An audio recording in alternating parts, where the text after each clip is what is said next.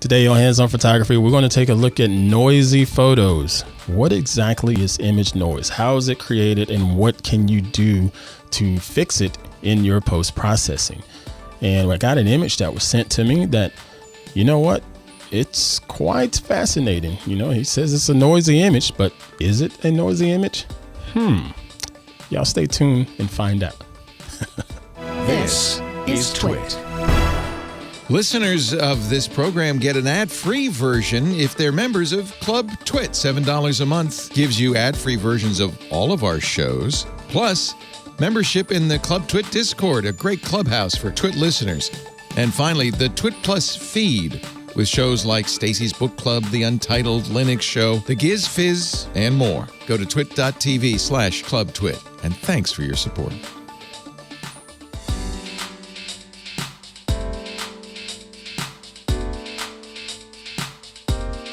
Hey, what's going on, everybody? I'm Pruitt, and this is Hands On Photography here on TWiT TV. I hope y'all are doing well. I am unbelievable as always. I love sitting down with you fine folks each and every Thursday to share different tips and tricks that are going to help make you a better photographer as well as a better post-processor. And this week, I actually get the chance to share some feedback that comes from you, the loyal and awesome Hands On Photography listener and viewer. But before we get into that, I want to say hello and welcome to everybody that's catching the show for the very first time. Hello and welcome. Now, since you're here, go ahead and subscribe in your favorite podcast app.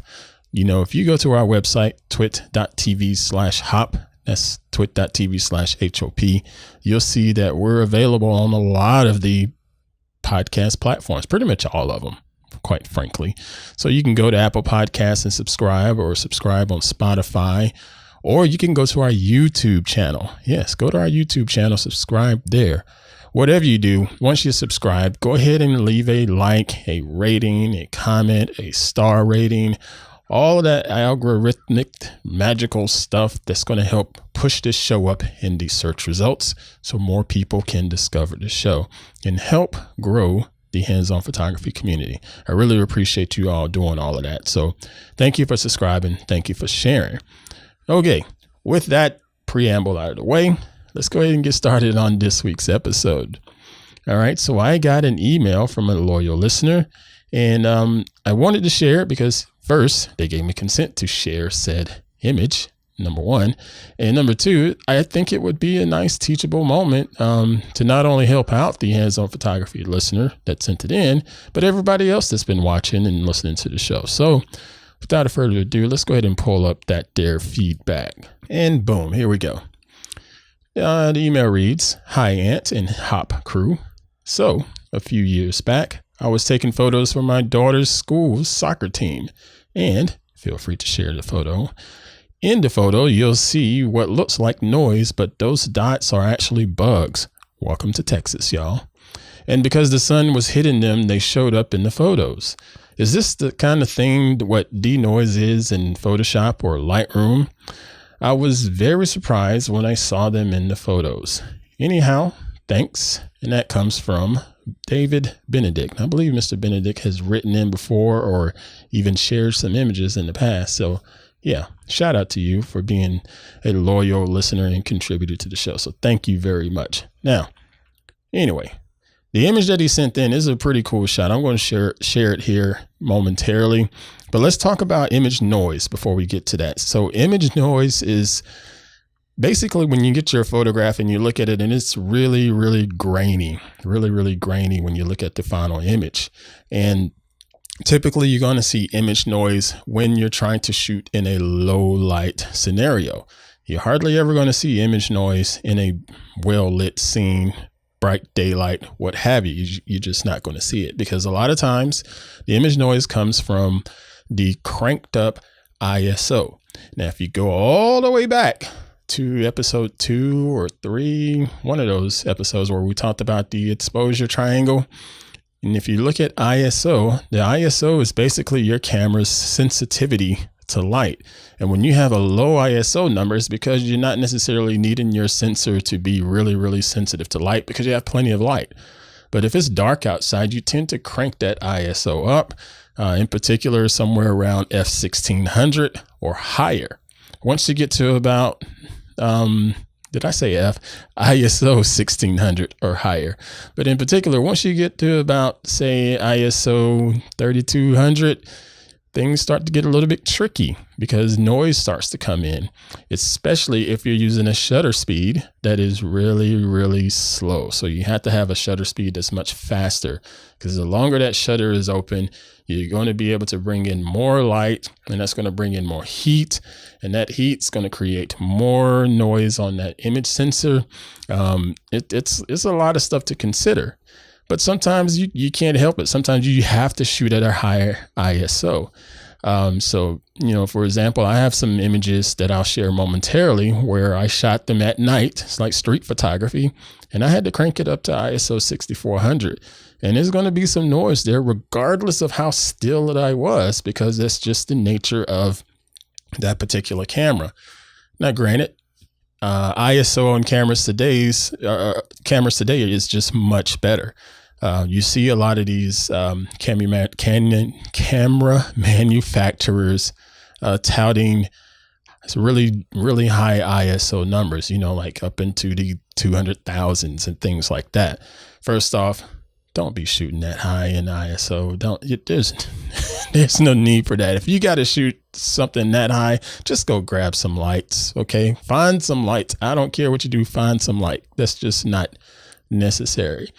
But what they're saying is basically, because they have that ISO rating that high, the typical ISOs that most people would use, somewhere between ISO 100 up to ISO 6400, it's going to be really, really usable, and you're not going to have to deal with so much image noise. That's basically all they're saying.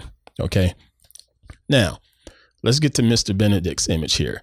His image was shot in the broad daylight. So what he's dealing with, it sort of looks like noise, but it's not noise. And I appreciate him sending this in because, if you look at it, you could think, well, maybe I could attack this in post-processing as its noise, but we're going to see what happens when you do that. So what I'm going to do is hop on over to my screen and take a look at the image here. He sent it to me via Flickr. So Mr. Victor, if you can put up the Flickr page right now and show his image. He shot it with like a Nikon D5000 at 170 millimeter focal length, ISO 400. And that way people can see his Flickr profile there and go out there and just follow him on Flickr. And heck, follow me too. I'm on Flickr. So yeah. But anyway, let's go ahead and show his image here. So now I am inside of Affinity Photo, and this is the image that he sent. So we talked about Affinity Photo a couple episodes back, getting started with it. And I went into the develop persona so I can work on this. And again, you have all of these different tools and options over here on the right hand side. And one of them is this details tab. And inside of this details tab, you get noise reduction. But before we get into that, just look at the image. If we look at these speckles and stuff going on in the background, that's the Texas insects that he was talking about.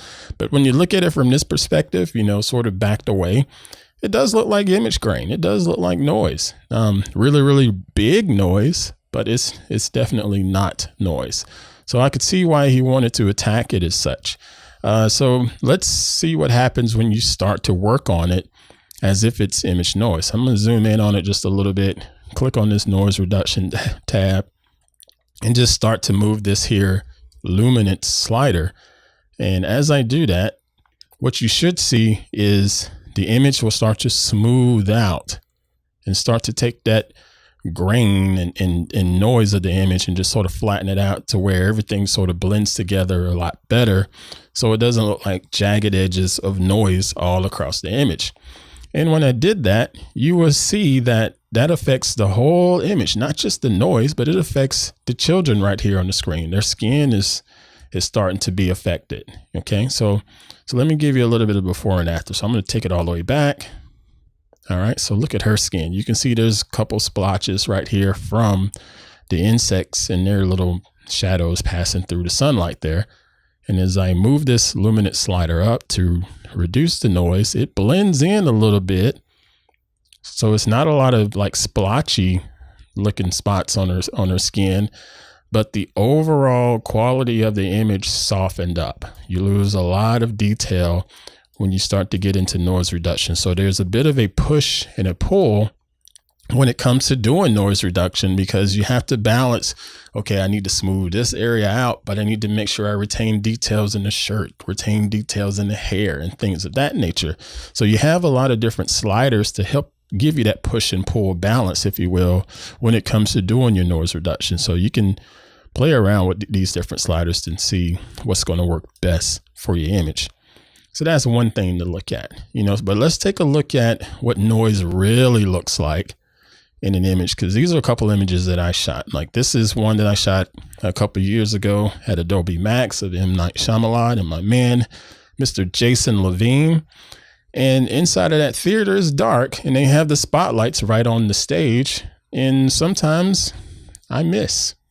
Sometimes I miss on my settings, and I think I missed on this one because it's got some noise on it when you look at it. Look right here at his face. You see the noise right there in the background, the noise right here on his face. Now, granted, there may also be a little bit of chromatic aberration, but that's a whole other story to deal with. So let's do a little bit of noise reduction on it. I'm going to turn this little box off, and you can see how it's all really blocky right here in the background. And look at his face. There's just little red splotches and just doesn't look good. So let's turn it on and start to adjust it and push it up a little bit more. And yeah, we clearly got rid of the noise. It definitely looks better, but does the overall image look better? Look at his hair. His hair has softened up and it's just not as pleasing to the eye. So we'll take a look at another image here. This was shot outside in the dark, legit low light scenarios. And I remember shooting this at ISO 6400. And if you zoom in on it, this is in Shanghai, China. Very, very cool city in China. And just look at all of this red, this chromatic aberration and noise. And it's just a speckled mess all over this image, and that's zoomed in, of course. So it's going to look a lot bigger.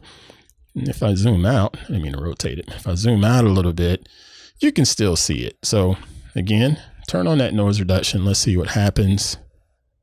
We'll just make some minor adjustments. And that looks a lot better. Now, but this is all using Affinity Photo and its noise reduction options inside of the develop persona.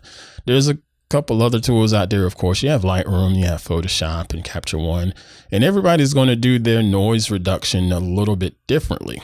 I enjoy working more so on the Photoshop side of things because there's a couple different tools, and particularly a tool that can help out Mr. Benedict's shot. So let me see if I can switch this over. Okay, so here's Photoshop, and this is Mr. Benedict's image. And again, it's a pretty fascinating image, being in the sunlight and you're seeing all of that grain in the background. You're going to think it's noise, but it's not. So I brought it into Photoshop, and the first thing I did was went ahead and duplicate the layer so I can work non-destructively. So I'm going to work on over here on the right hand side, this top layer, far as handling the noise reduction. And inside of Photoshop, you get a couple different tools. You have, this filter option. It's got filter, noise, and noise reduction. And you also have this little feature called dust and scratches. Okay. But before I do that, I like to just make this a smart object, which allows me to really go back and forth in working with the different filters inside of Photoshop. So let's go back and just go ahead and say right click on the layer and then do convert to smart object like that. And it's going to think, and it has done just that. Okay, so now I can go over to the filter menu and select noise, and then I'll select reduce noise like so. Okay, and now reduce noise is up, and it looks like it already has some adjustments made on it. So let's pull the adjustments back just for the heck of it. And you get a preview here, and the preview looks okay, even with just a slight adjustment. So I'm going to pull it up a little bit more. And then I'm going to also select to pull up the preserve details. just to see what happens. Okay. And then we'll hit OK, and it's going to think. And as we look at it, it does look a little bit better. Not too much better, but it's a little bit better. We still can see a little bit of blotchiness showing up right here on this young lady's face there. So if I want, because I made this a smart object, I can go back into this filter and continue to make adjustments. So let's push this up on the strength side to say maybe 6, just to see what happens. And then we'll click OK. Photoshop's going to think and let us know how it looks. And yeah, that's getting better. Okay. But we still have all of this stuff that's just floating around. So why not just try to add this other filter? Go to noise, dust and scratches. This is something you would typically use in product photography, but I found that it works really well in this scenario because those little bugs, they look like dust. So if I were to reset this all the way back to, the minimal settings, you can see in the preview, the little speckles of bugs are right there. So I'm going to push the threshold up just ever so slightly. And then I'm going to adjust the radius. And as I adjust that radius, it gets really, really crazy, right? So that's way too much. So let's go back. Somewhere along, let's try 5, 3. Yeah, so that's a little bit better. And it's not screwing up the image too terribly much. Okay. All right. And then there's another thing you can do is you can play around with these options here inside of the layers. Because you just added these filters and they're smart, you can drag and drop and see how it looks stacked on in a reverse order. Sometimes that does make a difference because of how the filters are applied. And it does look like that reduced noise being on the top layer there does make a difference. So I'm going to zoom out a little bit here on the image. Let's see, zoom out.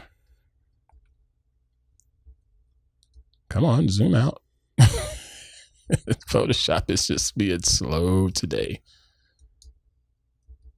All right, I can always just hit this hand tool like that there.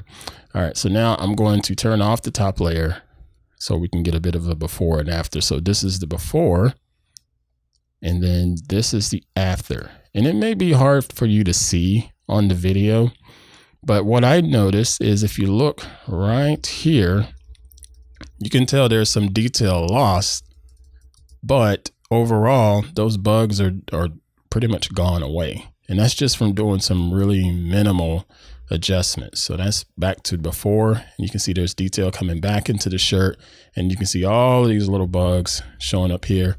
And then I'm going to turn the layer back on that shows our adjustments, and those bugs are starting to fade away and be reduced in the image. Now, with that said, sir, you can do some selective adjustments regarding this particular image. If it comes down to it, you can do layer mask and just, put these adjustments on, do a layer mask and just mask out your subject so they can pop through and still have more detail on them, while the noise reduction and dust collection stuff, dust work is actually being worked on the other side of that layer mask. It's a couple of different things that you can do. And, you can consider that it's going to be a little bit more work, but heck, it just may be worth it. We've talked about using layer masks in the past on the show. I want to say all the way back, like in the early episodes, like episode 16 or something like that. Mr. Victor and I, we had a lot of fun in the studio doing that show. So go back and check that out if you have some questions about using layer masks. Better yet, Mr. Victor has already got it up on the screen showing it to you right now. So perfect, because he's just good like that. All right. Well, that's going to do it for this week's episode. I hope that was helpful for you all, because again, you need to understand what noise is before you figure out how to handle noise in your post-processing. And his image, it definitely looks like noise, but it was not noise. It's totally different. He's not really creating noise in that particular scenario. But I really do appreciate him sending this in, because I thought this was a fun project to work on. Hey, if you want to be like Mr. David Benedict and send in your images and have image critiques or questions or comments, send an email to hop@twit.tv. Again, that email address is hop@twit.tv. I answer them as soon as I can at some point. I love hearing from y'all. And if you would want me to share an image of yours on the show, if I can, I will, and I will only do so if I have your written consent. Okay, so be sure to mention that in your email. Hey, give me a follow over on social media. I'm trying to boost my Instagram followers, so go follow me over there. I am ant_Pruitt on Instagram. Hey, thanks to my man, Mr. Victor, for all of his work and support on this show. Always making me look and sound good, my man. And thank you to you loyal hands-on photography listeners and viewers. Please continue to share the show with other folks. Please continue to reach out to me via email and the socials. And we're just going to keep doing this each and every Thursday. All right, folks, I'm going to get out of here now safely. Create and dominate. And I'll catch you next time. Y'all take care. Hey, I'm Rod Pyle, editor of Ad Astra Magazine, and each week I'm joined by Tariq Malik, the editor-in-chief over at space.com, in our new This Week in Space podcast. Every Friday, Tariq and I take a deep dive into the stories that define the new space age. What's NASA up to? When will Americans once again set foot on the moon? And how about those samples from the Perseverance rover? When are those coming home? What the heck has Elon Musk done now? In addition to all the latest and greatest in space exploration, we'll take an occasional look at bits of spaceflight history that you probably never heard of, and all with an eye towards having a good time along the way. Check us out on your favorite podcatcher.